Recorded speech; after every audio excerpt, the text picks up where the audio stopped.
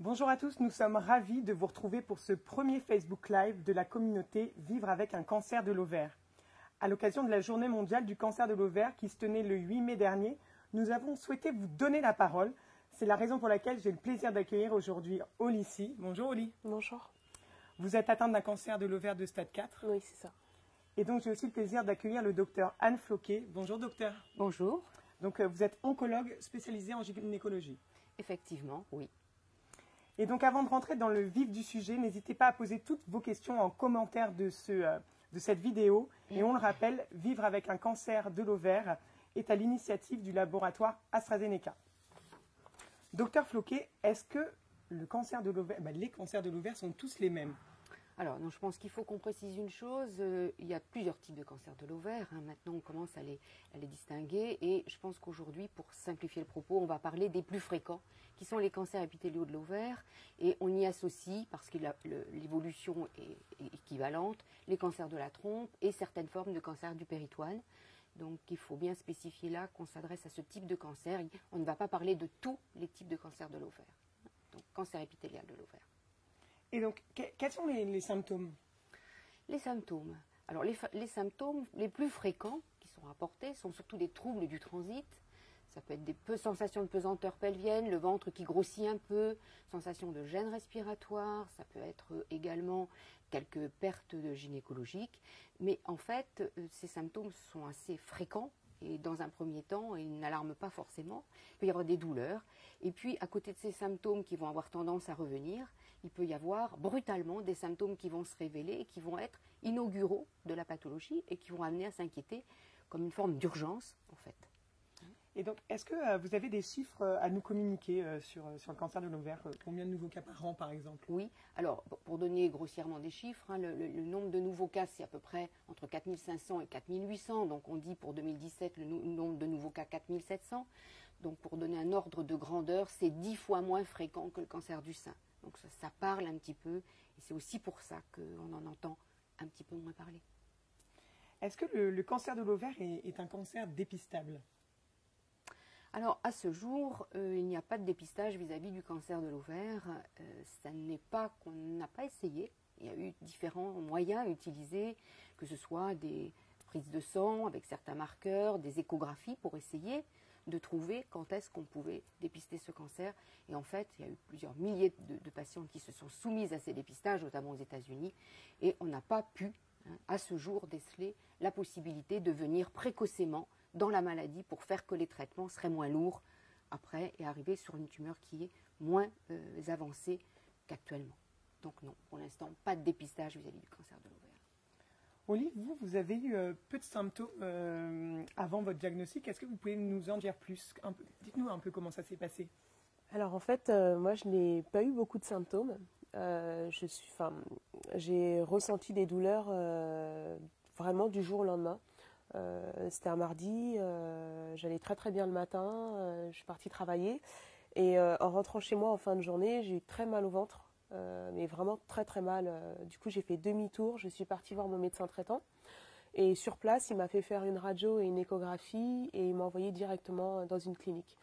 Et là, j'ai été prise en charge et tout de suite, on m'a parlé d'un éventuel cancer de l'ovaire, mais sinon, j'ai eu aucun symptôme. J'avais le ventre qui avait gonflé, tout le monde pensait que j'étais peut-être enceinte et j'avais des douleurs dans le dos, peut-être un mois avant, mais sinon aucun symptôme. J'étais réglée normalement, je mangeais normalement, j'avais pas de perte de poids. Enfin, quand je regarde la liste des symptômes, moi je me cherche parce que à part le ventre qui avait gonflé, j'en avais aucun. Et quand on vous a dit que c'était un cancer de l'ovaire, qu'est-ce que vous avez ressenti? En fait, j'étais un peu choquée. Je me suis dit, pourquoi moi? Puisque, comme tout le monde, je pense qu'on se demande tous pourquoi moi, pourquoi j'ai le cancer. Parce que j'avais une hygiène de vie assez correcte, je faisais du sport, je mangeais correctement. Et c'est surtout qu'il n'y a pas de cancer dans la famille. Donc voilà. Et en plus, les ovaires... j'avais accouché quelques mois avant, donc j'étais encore suivie par le gynéco. Je l'avais vu au mois de décembre, je suis tombée malade au mois de mai, Donc je comprenais pas trop. C'est surtout vraiment que j'ai eu aucun symptôme, quoi. Donc voilà. Docteur Floquet, sur la page Facebook, on a souvent des questions liées aux facteurs génétiques. Pourriez-vous nous expliquer un peu, nous en dire un peu plus sur ces mutations génétiques? Oui, alors ça c'est une découverte de ces 10 dernières années principalement, et c'était ce qui était déjà pressenti avant. En fait, quand on voit des familles et des personnes atteintes de cancer, on regarde l'environnement familial, hein, et effectivement ça a commencé avec les cancers les plus fréquents, qui sont les cancers du côlon, les cancers du sein, et on a mis en évidence en fait que dans les familles de cancers du sein, il y avait aussi des cancers de l'ovaire, et finalement on a fini par trouver, hein, maintenant, et il y a bien 20 ans, on a identifié deux gènes qui sont les gènes BRCA1 et BRCA2, et les recherches continuent vis-à-vis d'autres gènes, mais ce sont les plus importants, et on a mis en évidence qu'effectivement une part des cancers était liée à une anomalie, hein, constitutionnelle au niveau cellulaire. Toutes les cellules de l'individu portent l'anomalie, et effectivement ça prédispose au cancer de l'ovaire, du sein notamment, mais on peut avoir uniquement un cancer de l'ovaire. C'est qu'une prédisposition, il n'y a pas une fatalité de faire tous ces cancers, et même on peut être porteur d'une mutation sans non plus faire le cancer, ça arrive. Hein, et de fait, maintenant, pour un cancer de l'ovaire épithélial, on préconise une consultation d'oncogénétique à la recherche de cette anomalie. Et donc vous, Oli, vous êtes porteuse de la mutation BRCA1. Oui, c'est ça. Comment ça vous a été diagnostiqué? Alors, lorsque j'ai rencontré mon oncologue la première fois dans le centre de soins, elle m'a tout de suite parlé de prédisposition génétique. Donc elle m'a dit qu'il fallait que je fasse... alors, elle m'a proposé de faire le dépistage, parce qu'il faut savoir qu'on nous propose de le faire, c'est pas systématique, mais il faut le faire. Donc, elle m'a proposé de faire le dépistage, donc c'est une prise de sang, et ils ont fait aussi une recherche sur la tumeur. Donc les résultats sont tombés quelques mois après, et j'avais une mutation sur le gène BRCA1. Donc il a fallu dépister mes petites sœurs et ma maman. Pour l'instant, j'en ai 3 qui ont été dépistées, puisque j'en ai une qui est à l'étranger et une qui attend de se faire dépister, puisque c'est un petit peu long. Ma maman n'est pas porteuse de la mutation. J'ai 2 de mes petites sœurs qui n'ont pas la mutation, mais j'en ai une qui l'a. Donc voilà, il y a une histoire dans la famille. Donc, oui, il y a une histoire sur cette mutation. ouais. Et donc, docteur, quels sont les traitements généralement prescrits lors d'un cancer de l'ovaire? Alors, dans le cancer de l'ovaire, le traitement, je dirais, roi, c'est la chirurgie, hein. Il est important de pouvoir, à un moment de son histoire, quand c'est possible, faire une chirurgie la plus complète possible, à visée de réduction complète de la maladie. Alors, bien sûr, il y a des situations où ça ne sera pas possible, parce que l'état clinique ne le permet pas, ou que la maladie en elle-même est située à des endroits où on ne le peut pas. Mais chaque fois que c'est possible, ça représente le traitement qu'il faut faire. En revanche, ce n'est pas le seul traitement qu'il faille faire, il faut l'associer à une chimiothérapie. Dans 95% des cas, il y a une association, pour ne pas dire 100%, une association à une chimiothérapie, plus ou moins une thérapie ciblée en fonction, alors là, du stade, c'est-à-dire de l'avancement de la maladie, de ce qu'on a pu faire comme chirurgie. Donc il y a plusieurs options, le minimum étant la chirurgie associée à une chimiothérapie. Et donc, en cas de rechute, le traitement est-il le même? C'est quoi les traitements? Alors, en cas de rechute, je dirais, on a acquis beaucoup de possibilités thérapeutiques maintenant, que ce soit en soins standards ou avec la possibilité de participer à un essai clinique en vue d'obtenir une nouvelle molécule. Il y a beaucoup de possibilités. D'une part, on a maintenant identifié des situations où on pouvait de nouveau bénéficier d'une chirurgie. Et de fait, il y aura la place pour des chimiothérapies, avec éventuellement de l'immunothérapie, éventuellement des thérapies ciblées. Et là, il y a de nombreuses combinaisons. Et en fait, on a besoin de voir les options les unes après les autres. Et ce qui va être décidé pour une patiente ne sera pas forcément la même chose pour une autre. Ça dépend de comment se présente la situation au moment où la rechute arrive et par rapport à la fin du traitement qu'on a eu initialement. Ce délai par rapport auquel la maladie revient est pour nous un indicateur pour définir ce qu'on va faire après, en fait. Et donc vous, Oli, comment ça s'est passé pour vous? Alors, lorsque je suis tombée malade, le lendemain, j'ai été opérée. On m'a enlevé l'ovaire droit et des ganglions que j'avais un petit peu vers l'ovaire gauche. On m'avait conservé l'ovaire gauche. Ensuite, j'ai eu d'autres opérations puisqu'il y a eu des petites complications suite à l'augmentation de la tumeur. Donc j'avais eu 3 opérations dans la même semaine. J'ai été ensuite suivie dans le centre de soins. Là, on m'a donné un protocole de 9 cures de chimiothérapie. Donc j'ai eu 5 cures avant la chirurgie. J'ai eu des sels de une chimiothérapie à base de sels de platine et puis un autre produit de chimiothérapie. Puis j'ai eu mon gros débulking. Donc en fait c'est l'opération, on enlève tout. Donc les ovaires, l'utérus, les trompes, une partie de l'épiplomb. Moi j'avais des ganglions jusqu'ici, donc ils ont regardé un petit peu partout. Puis j'ai continué avec de la chimiothérapie et de la thérapie ciblée.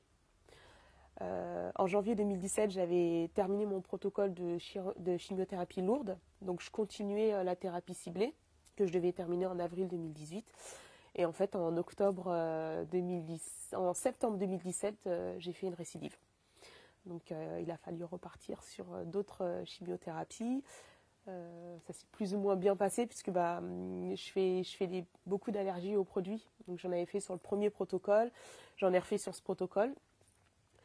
Mais les sels de platine fonctionnaient bien sur moi, donc on a continué avec les sels de platine. Puis j'ai été opérée là il n'y a pas très longtemps, le 3 avril. Donc de nouveau une laparotomie, on enlève les ganglions, tout ce qui gêne. Et puis là j'ai commencé une thérapie ciblée. Donc voilà. Docteur Floquet, il existe des soins de support pour lutter contre les effets secondaires. Est-ce que vous pouvez nous en dire un petit peu plus? Oui, alors oui, bien sûr, tout le monde le sait, la chimiothérapie, ça peut se passer bien, mais il y a quand même des effets secondaires possibles, hein, et ça, il faut en être averti, on les explique bien lors des consultations, et surtout, on les surveille et on essaie de les prévenir. Notamment, les premiers effets secondaires qu'on essaie de prévenir, c'est les risques d'allergie, puisque pour les traitements allergisants, on donne des traitements anti-allergiques. Bien sûr, malheureusement, ils ne suffisent pas toujours, et Oli nous l'a montré. Et puis, on préconise aussi toujours des traitements pour ne pas vomir, hein, qui sont associés aux chimiothérapies. Par la suite, eh bien, ça dépend comment ça se passe. On est confronté avec les traitements que l'on donne pour ne pas vomir à des problèmes digestifs, principalement de la constipation, hein, qui survient sur des terrains opérés où la reprise du transit est souvent un peu longue. Et donc, quand on rajoute après la chimiothérapie avec des traitements pour ne pas vomir, on pérennise un petit peu ce type de problème. Donc, il faut bien être attentif. Ça nous amène aussi souvent à conseiller une prise en charge diététique ou moins de voir la diététicienne pour essayer d'améliorer la prise en charge de ces troubles digestifs. Et puis, il y a d'autres symptômes qui sont moins faciles à prendre en compte, comme la fatigue, qui est liée à plusieurs causes possibles. La fatigue, ce qu'on appelle la neuropathie, c'est-à-dire les fourmillements au niveau des mains, des pieds, le ressenti un peu pénible au niveau de la sensibilité des extrémités, les douleurs musculaires. Donc il y a une grande importance à décrire les symptômes qu'on présente, parce que ça aide l'équipe médicale et l'équipe soignante à adapter la quantité et la qualité des soins de support qu'il faut adosser en plus de ce qui est déjà prévu. Et donc, Oli, est-ce que vous pouvez partager votre expérience sur les soins de support, pardon. Oui, bien sûr. Donc, moi, j'ai tout de suite... en fait, je suis restée 1 mois à l'hôpital à la découverte du cancer. Donc, comme j'ai eu des chirurgies, ensuite j'ai commencé la chimiothérapie et j'étais amaigrie, faible, fatiguée. Je suis restée 1 mois à l'hôpital. Quand je suis sortie de l'hôpital, j'étais encore très fatiguée, j'avais perdu du muscle, j'avais maigri. Donc, j'ai tout de suite cherché des solutions pour déjà me sentir moins fatiguée, parce que c'est vraiment la fatigue qui est pesante avec les chimiothérapies. Donc, j'ai vu un acupuncteur qui est aussi homéopathe, donc il m'a donné un traitement d'homéopathie. Puis l'acupuncteur m'a accompagnée tout au long en fait de mon premier protocole et même du deuxième. Et ce qui était bien, c'est que je le voyais avant chaque cure, et du coup ça m'aidait à me sentir moins fatiguée, à mieux gérer les nausées. Il m'a aussi accompagnée avant chaque opération qui était programmée. pour la récupération et j'ai vraiment senti la différence parce que quand j'ai enchaîné, quand j'ai eu mes opérations à l'annonce de ma maladie, là j'avais pas de soins de support, j'avais rien, donc j'étais moi et dans ma chambre d'hôpital et c'est vrai qu'après j'ai tout de suite senti la différence au niveau de la récupération. J'ai aussi fait beaucoup de kinésithérapie, donc pour masser les cicatrices et aussi en amont des grosses chirurgies.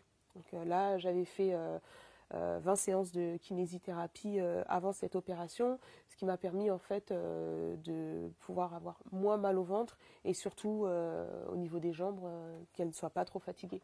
On reste très très longtemps allongé dans le lit, on marche pas beaucoup, même si on marche dans la chambre, en fait on piétine. Donc c'est vraiment très très important. Après il y a beaucoup, j'ai fait aussi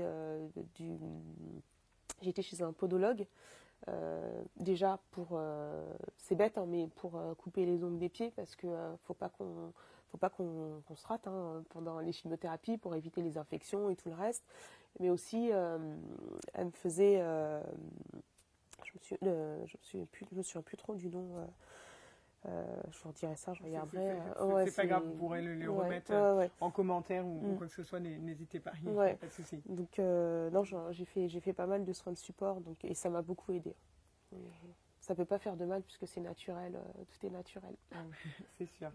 Belle contre le cancer, c'est votre blog. Alors, est-ce que vous pouvez nous dire qu'est-ce qui vous a lancé à faire ça?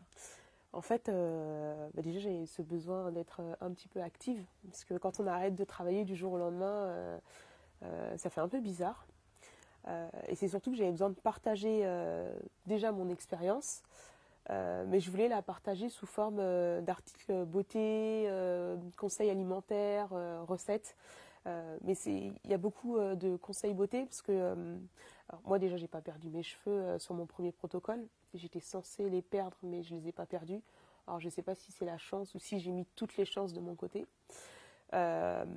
Ensuite, j'utilisais des produits en fait pour pas avoir la peau trop desséchée ou pour pas avoir même le visage trop marqué. Donc on m'a souvent dit oh, t'as un petit cancer, t'as bonne mine ou comment tu fais pour pas avoir l'air fatigué. Donc je me suis dit que j'allais partager mes astuces. Et moi j'ai une question, est-ce que votre hygiène de vie a changé quand même ou pas du tout? Alors j'avais une hygiène de vie assez correcte, je trouve, mais elle a changé en fait. Mon acupuncteur m'a recommandé d'éliminer certains aliments, donc c'est ce que j'ai fait.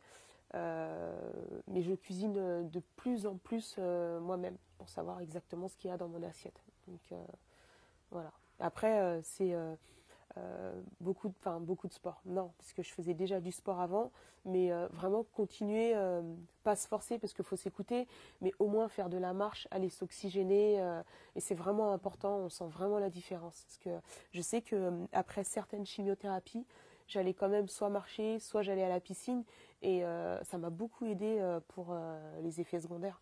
Je me sentais moins fatiguée, quoi. Mais il faut vraiment tout faire à son rythme, quoi. Et aussi, il y a un autre sujet qui peut s'avérer parfois compliqué, c'est la reprise du travail. Est-ce que vous avez repris le travail, vous? Non, je n'ai pas encore repris le travail. J'aimerais, hein, parce que depuis le début de ma maladie, à chaque fois que je demande à mon oncologue quand est-ce que je peux reprendre le travail, quand est-ce que je peux reprendre le travail. Bon, après, quand il y a eu toutes les opérations, là, je me suis dit oui, je ne pourrais pas reprendre le travail. Mais là, pour l'instant, comme je viens de commencer, j'ai fini en fait mes chimiothérapies, mais je viens de commencer une thérapie ciblée et faut adapter un petit peu les doses en fonction de comment je les tolère. Donc là, elle m'a dit non, vous ne reprendrez pas le travail tout de suite, quoi. Et je pense que c'est plus sage puisqu'il faut vraiment que le corps reprenne, puisque tous ces traitements sont un peu lourds, il faut les éliminer. Même si moi je me sens dans ma tête de pouvoir reprendre parce que j'ai envie de reprendre, j'aime ce que je faisais, je pense que je vais écouter le corps médical. Vous avez raison. Qu'est-ce que vous faisiez? J'étais conseillère en gestion privée, en banque privée. Super, merci beaucoup, merci à toutes les deux. Nous allons pouvoir maintenant répondre à toutes vos questions et n'hésitez pas à encore poser vos questions donc en commentaire de cette vidéo. Et Et là, j'ai déjà pas mal de questions. Il y a d'ailleurs Stéphie qui vous dit « Ma belle Oli, je suis émue ». Stéphie. Stéphie, elle m'a... Pour la petite histoire, Stéphie, en fait, quand j'étais à l'hôpital, enfin, ce dernier mois, ça a été un peu dur et je me suis raccrochée à des personnes, en fait, que j'ai rencontrées sur les réseaux sociaux. Et Stéphie, c'est une jeune fille qui a eu 8 ans de traitement. Et elle m'avait dit qu'elle était passée vraiment par tous les stades, la dépression, elle s'accrochait, des fois ça allait pas et je pensais tout le temps à elle et je me suis vraiment accrochée à ce qu'elle me disait. Voilà, donc c'est la petite histoire de Stéphie. Eh ben, Stéphie, si vous nous regardez, bonjour et on vous embrasse. Charles, c'est une question pour vous, docteur Floquet, donc c'est Charles qui vous la pose. Pourquoi le dépistage n'est-il pas toujours systématique ? Alors, je pense que là, il faut qu'on précise. L'intérêt d'un dépistage, c'est quand on peut trouver une anomalie qui soit est à l'état précancéreux, et donc on arrive à intervenir sur une anomalie qui va éviter que le cancer ne se développe, auquel cas, effectivement, ça a un intérêt. On ne passe pas au stade de la maladie. Et soit on fait ce qu'on appelle, souvent on confond dépistage et diagnostic précoce. Donc, le diagnostic précoce, c'est découvrir la maladie déjà cancéreuse, mais à un stade le plus bas possible. Et tant qu'on n'a pas de symptômes pour chercher ce qu'on doit trouver, eh bien, on ne sait pas qui surveiller, ni tous les combien surveiller. Et dans tout ce qui a été fait, qu'on fasse des échographies 2 fois par an, 1 fois par an, tous les 4 mois, associés ou non à des marqueurs tumoraux, on n'a jamais mis en évidence qu'on arrivait à intervenir sur une tumeur plus précoce avec un intérêt en termes de traitement. C'est-à-dire que le plus souvent, ça n'a pas changé le traitement. Et en revanche, on n'a pas identifié non plus les précurseurs, l'état précancéreux dans le cancer de l'ovaire, qui pourrait faire l'objet, par exemple, d'une chirurgie préventive quand on est sûr que le cancer va se développer. La seule situation où on le fait, c'est les situations de mutation génétique BRCA dont on a parlé tout à l'heure, où là, effectivement, sur la notion du risque plus fort que dans la population générale de développer ce cancer, on s'autorise à faire un geste prophylactique d'annexectomie, dont l'âge dépend en fonction de l'histoire familiale et du type de gène.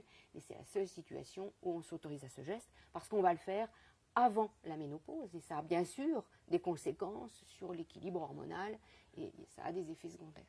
Là, on le fait en bonne raison, parce qu'on sait que le bénéfice est potentiellement supérieur au risque encouru à cette chirurgie, qui est une chirurgie légère, par célioscopie. Merci, docteur. Alors, c'est pour Oli, là, c'est Estelle qui vous pose la question.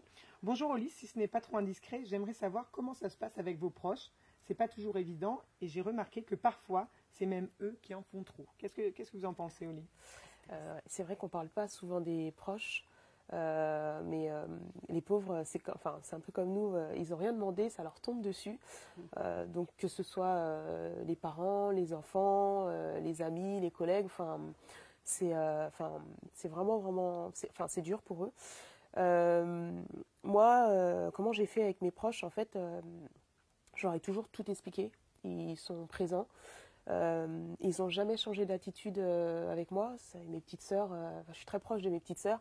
Donc mes petites sœurs, quand elles avaient envie de venir et me faire rire comme d'habitude, elles venaient.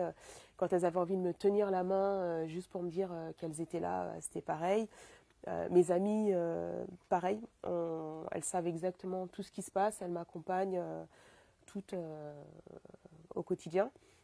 Et pour les enfants, on a été très transparent avec eux. On n'a pas voulu leur cacher la maladie parce qu'on ne voulait pas qu'ils entendent à droite, à gauche des petites conversations, des petits mots et qu'ils imaginent des choses dans leur tête, parce que même s'ils étaient très très jeunes, parce que Lily Rose, elle avait 1 an et demi et Tidiane, il avait 4 ans et demi. Donc on leur a expliqué avec des mots simples, avec des livres, mais on leur a expliqué. Donc, et à chaque étape, on leur explique ce qui se passe. Quand maman va à l'hôpital, quand maman fait les chimiothérapies, ils savent tout. Donc, mais c'est vrai que c'est pas facile pour les proches, hein, je conçois bien. J'imagine. Ouais.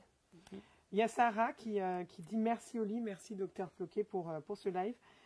Quels sont les aliments à favoriser? Donc peut-être on va commencer par vous, docteur Floquet, puis vous pourrez peut-être dire ce que vous en pensez aussi, Oli. Alors, c'est peut-être finalement la question la plus difficile, parce que je crois que la recherche vis-à-vis de l'alimentation progresse, et à côté de tout ce qui peut être, ce que je mettrais dans les polluants, qu'il faut bien sûr éviter, on incrimine de plus en plus tel ou tel aliment qui pourrait être susceptible de favoriser qui ce cancer-là, qui un autre. Donc c'est vrai que ça reste compliqué.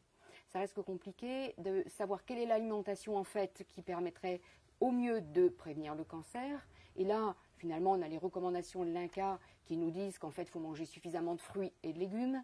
Donc encore faut-il pouvoir les acheter, se les fournir, les avoir de bonne qualité, parce qu'effectivement, même si on mange de plus en plus biologique, on va dire, le contrôle de cette filière biologique est compliqué. Et donc, c'est toute la problématique. Et après, bon, alors, il y a effectivement des avis pour moins de viande, des avis pour pas de produits laitiers, des avis pour éviter de manger trop gras, pour éviter de manger trop sucré. Mais il faut quand même aussi rester dans le bon sens. Il faut manger quand même varié. On ne peut pas se fixer sur 3 à 4 aliments. Et puis, il faut pouvoir rester convivial, parce qu'on ne vit pas tout seul dans sa cuisine. Et il faut quand même pouvoir participer à la vie familiale, puis avec les proches, et pas se mettre non plus trop d'interdits tant qu'on n'a pas des preuves substantielles que tel ou tel aliment est à interdire. Je pense qu'il faut quand même être prudent, parce que ça rajoute quand même une contrainte supplémentaire. Et autant quand on est jeune, on peut s'y soumettre. Il faut savoir aussi que dans les cancers de l'ovaire, il y a aussi principalement des femmes âgées. Le cancer est plus souvent après 50 ans qu'avant. Alors à 50 ans, on n'est pas âgé, bien sûr, mais il y a aussi quand même des cancers pour les plus de 70 ans. Donc il faut avoir des recommandations qui soient quand même acceptables pour la plupart des patientes concernées.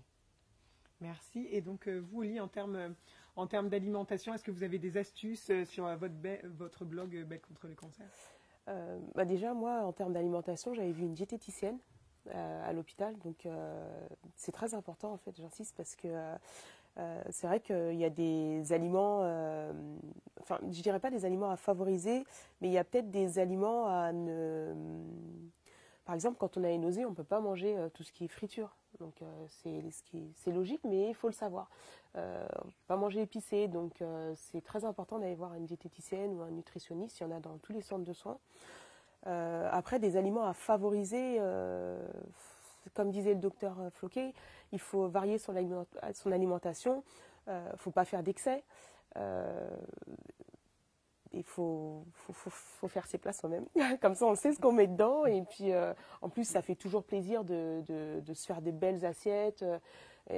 Sur le moral, moi, j'aime bien faire des assiettes jolies, colorées. Et je me dis, j'ai réussi à faire tout ça. Donc, et je prends plaisir à manger. Donc, même quand on est malade et qu'on n'arrive pas, que ce soit 2, 3 petits trucs, il faut essayer de se faire soi-même ses repas. Donc, mais après, des aliments à favoriser, moi, je ne connais pas d'aliments à favoriser et qui empêcheraient d'avoir le cancer, quoi. Merci, Oli. Il y a Sacha qui vous demande à vous, docteur Floquet, qu'est-ce qu'on fait lorsqu'on a une récidive? Alors, quand on a une récidive, la première chose, pour caricaturer un petit peu, pour rester clair, ça dépend quand la récidive arrive par rapport à ce qu'on a eu avant. Est-ce qu'on a été opéré? Est-ce qu'on avait été complètement opéré? Est-ce qu'on a eu de la chimiothérapie? Et quand est-ce que revient cette récidive? Il y a la notion du temps et de l'intervalle. Et puis, il y a la notion de où est la récidive. Et en fonction de ça, on va décider s'il y a une place ou non pour une chirurgie ou pas, ou si on va partir dans ce qu'on appelle les traitements médicaux. Dans les traitements médicaux, il y a plusieurs panneaux, et on va les conjuguer en fonction de l'état clinique de la personne, de ses traitements qu'elle prend au quotidien, de son âge. Forcément, on ne fait pas toujours les mêmes choses en fonction des différents âges. Et puis après, en fonction de ce qu'on connaît, de la possibilité d'avoir le meilleur résultat. Et il y a des fois, il y a des options. On pourrait faire le traitement A ou le traitement B.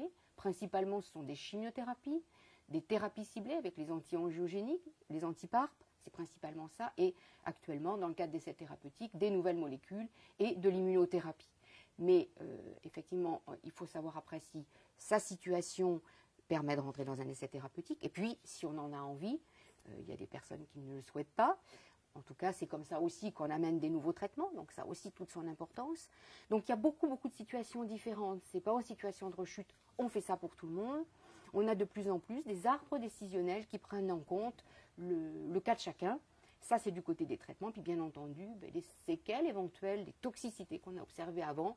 Et tout ça finit par se mélanger pour, on espère, offrir le meilleur choix possible. Merci, docteur Floquet. Alors là, on a Cindy qui nous dit « Bonjour, kyste ovarien cancéreux en 2012, j'ai pu être opérée.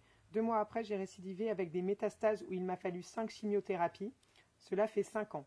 J'ai eu un désir d'enfant très jeune, à 15 ans. J'ai mis 1 an et demi à tomber enceinte et aujourd'hui, je suis à 5 mois de grossesse. Je souhaite tout mon courage à ces femmes qui vivent et qui ont vécu ça. » Merci beaucoup, Cindy, pour votre témoignage. Et, je ne sais pas si vous avez un mot à adresser à Cindy. Bravo. Non, bravo, c'est bien. Oui. Faut faut jamais baisser les bras. Ouais, oui. Voilà, c'est ça. Il y a Athénaïs qui pose une question aussi. Quels peuvent être les effets néfastes et indésirables après s'être fait retirer les ovaires? Merci, encore bravo pour votre soutien. Alors, je crois qu'il faut distinguer déjà 2 cas. Quand on enlève les ovaires après la ménopause, l'impact est quasiment nul parce que les ovaires sont au repos et le fait de les enlever, si on enlève l'acte chirurgical en lui-même, n'a pas d'impact. À la restriction peut-être de certaines femmes qui vont trouver, et c'est légitime, que c'est enlever quelque chose qui contribue à la féminité. Et donc là, c'est plus lors du ressenti que des manifestations médicales qui pourraient survenir ensuite. Et puis, il y a toutes les situations où on enlève les ovaires avant la ménopause et qui, là, vont entraîner une ménopause qui est brutale.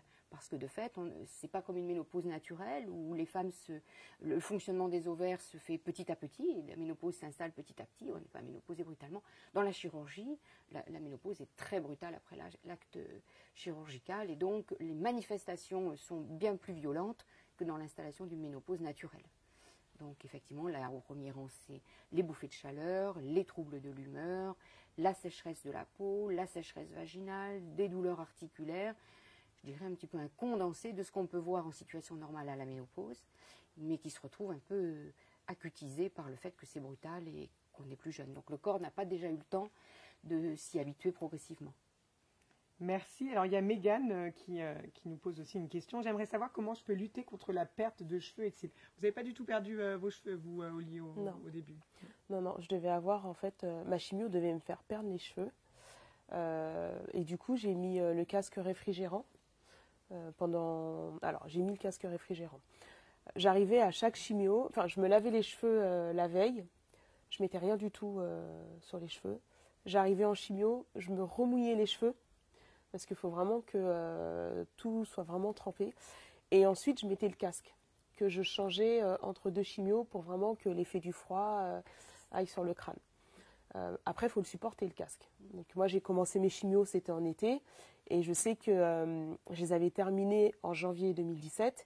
Et j'avais tellement mal à la tête qu'à la fin, je ne le mettais plus. Mais de toute façon, on me disait que si je ne les avais pas perdus en début, si je ne les avais pas perdus depuis 8 cures de chimio, je n'allais pas les perdre à la 9e cure.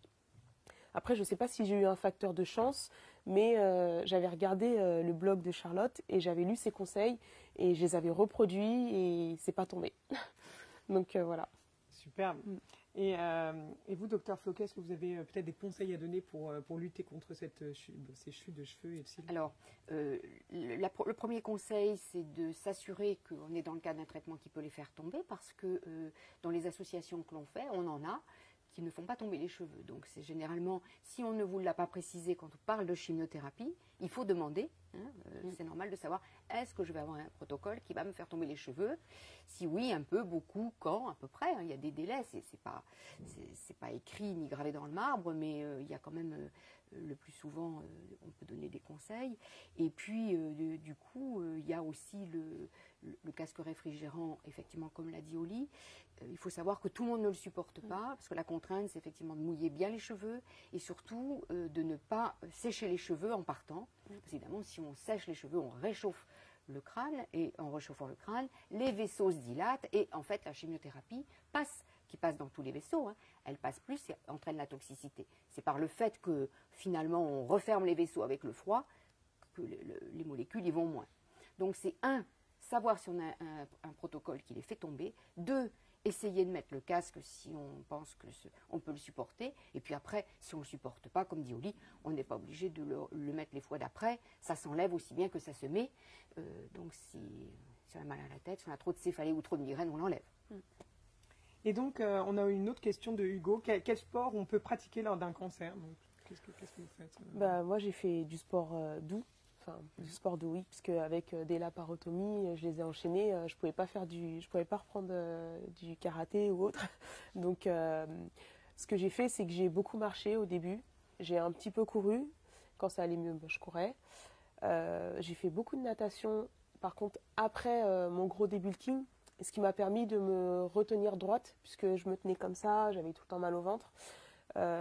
Et ça me permettait en fait de muscler le corps tout doucement et tranquillement, sans violence.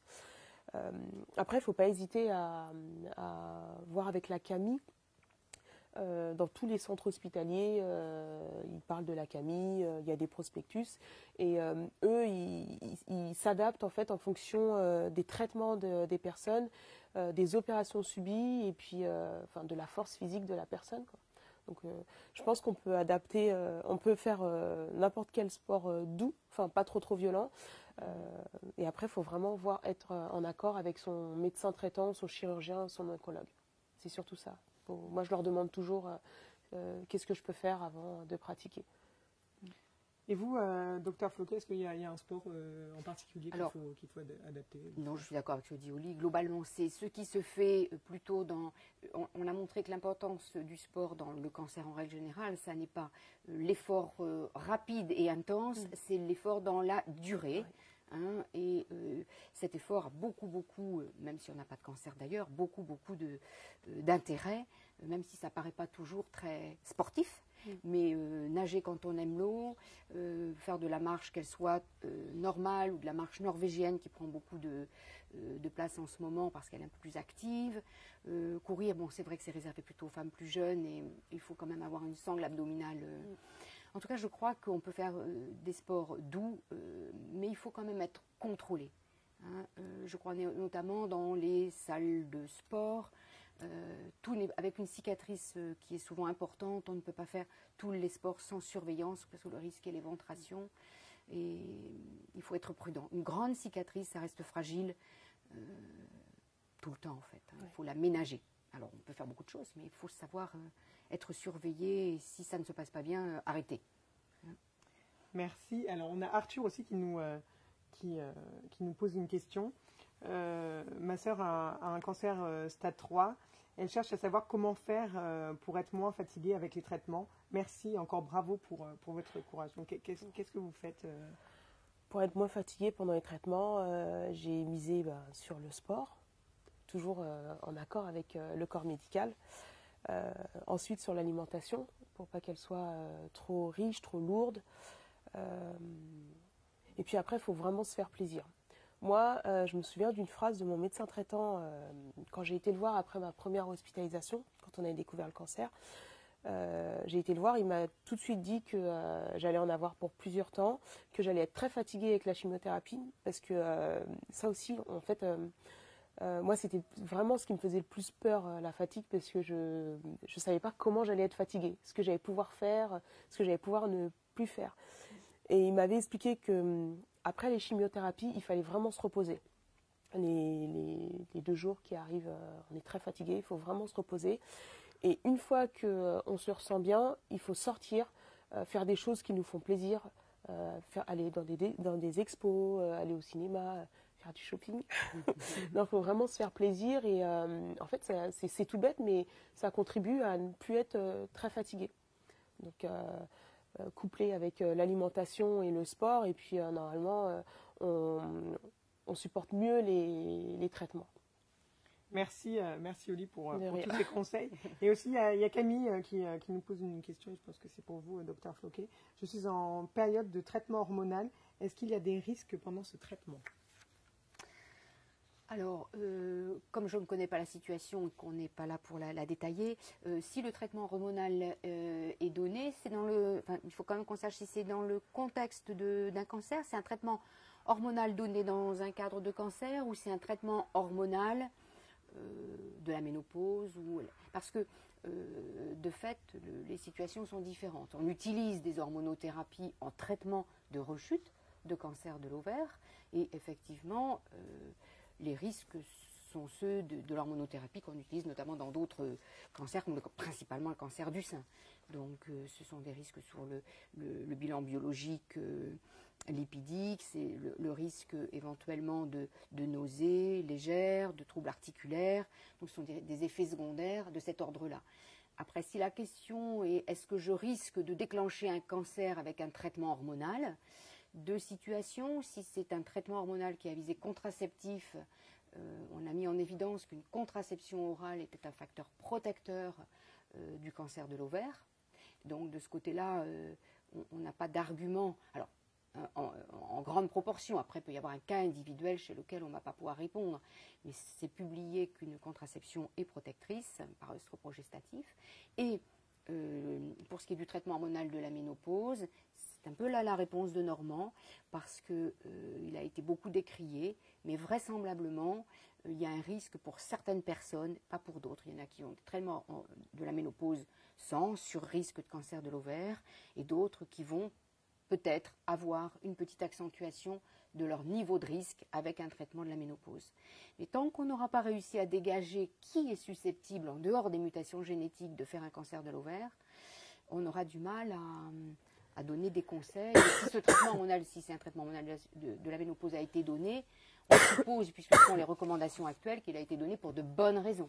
C'est-à-dire qu'il remplit un besoin clinique. Et à ce titre-là, en étant surveillé, on est souvent plus surveillé avec un traitement hormonal de la ménopause que sans mes traitements, on peut contribuer à la rassurer.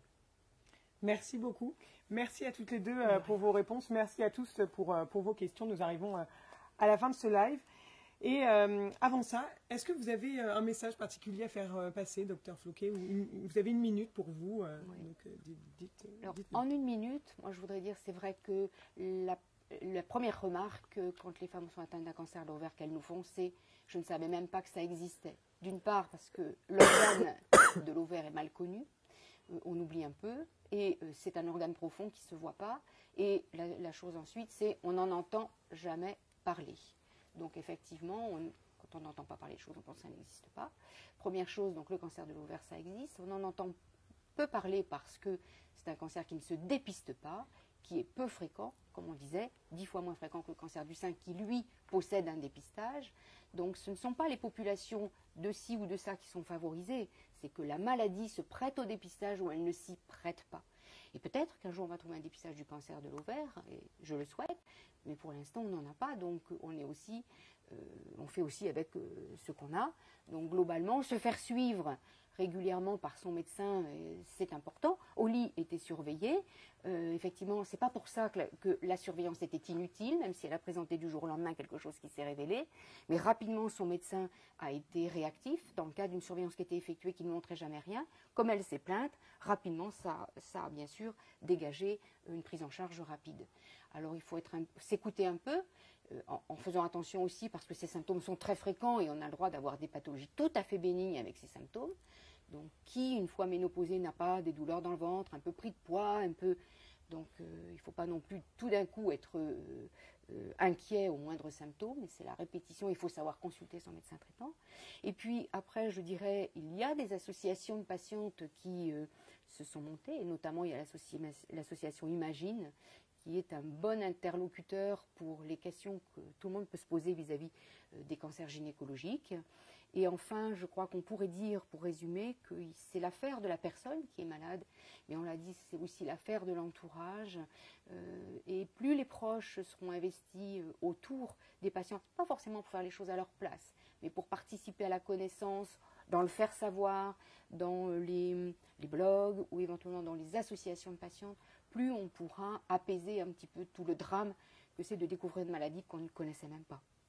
Merci beaucoup, Dr Floquet. Merci. Et Oli, alors est-ce que vous avez quelque chose à dire aux internautes ou un message à faire passer? Dites-nous un peu. En fait, le docteur Floquet a tout dit. Non, je suis assez d'accord avec elle. Ce que je voulais dire, c'est que le cancer de l'ovaire, en fait, on n'en entend pas parler. Enfin, moi, j'en ai jamais entendu parler et la plupart de mon entourage, c'est la même chose. Donc, C'est vrai que ça touche beaucoup moins de personnes que le cancer du sein, mais ça reste quand même un cancer féminin, un cancer gynécologique. Ça touche à la féminité. Et quand on nous enlève les ovaires, l'utérus, il n'y a pas de reconstruction derrière. Donc il faut vraiment insister sur ça. Là, il y a une campagne qui est en train de sortir, enfin qui est sortie et c'est très très bien puisque j'ai vu ça relayait bien sur les réseaux sociaux. Mais en fait, c'est à nous d'en parler, c'est à nous de communiquer dessus et de sensibiliser tout le monde.